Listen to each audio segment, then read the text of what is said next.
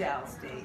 Yeah. I mean, It was fun. It was fun. It was the best place for me because my family didn't have any money. I would have flunked out of Howard University with all the pretty women. I mean, I just would not have gone to school. But here, I was isolated. And either I had to study or I would just go crazy doing nothing. Because we didn't have, Right, we didn't have the TVs in the room. We didn't Right. have phones. We didn't have any of that. So all we had to do was study. Right. But then, and you couldn't leave the campus unless you had permission, girls. Yeah, you guys couldn't leave. You couldn't get up and go. Couldn't do anything. And on Thursday and Saturday morning, Thursday evening and Saturday morning, the bus that you see riding around here, would come by the dormitory and pick up the young ladies and young men who wanted to go into Dover to shop.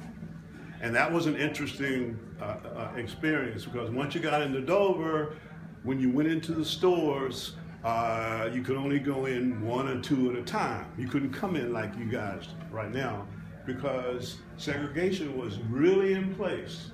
We went to the theater on Friday or Saturday downtown. You had to sit in the balcony. I mean, the bottom could be empty, but you had to sit in the balcony. There was no question about it at all.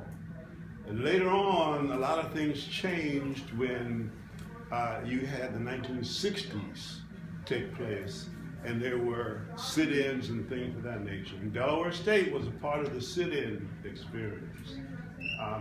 Leroy Tate, if you don't know who that is, that was the president of the student body at that time, got expelled from school because he wanted, and his entourage wanted, Evers Dormitory, Evers Hall, named Evers Hall. It was not going to be named that. It was going to be called the Student Dormitory number 2 because Conwell was first. Conwell was first, right?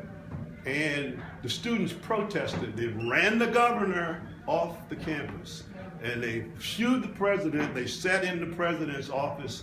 The National Guard and the state police lined up where that plaza is out there and cordoned off the school and shut it down. That school year, 68, was the only school year that a class did not graduate on campus.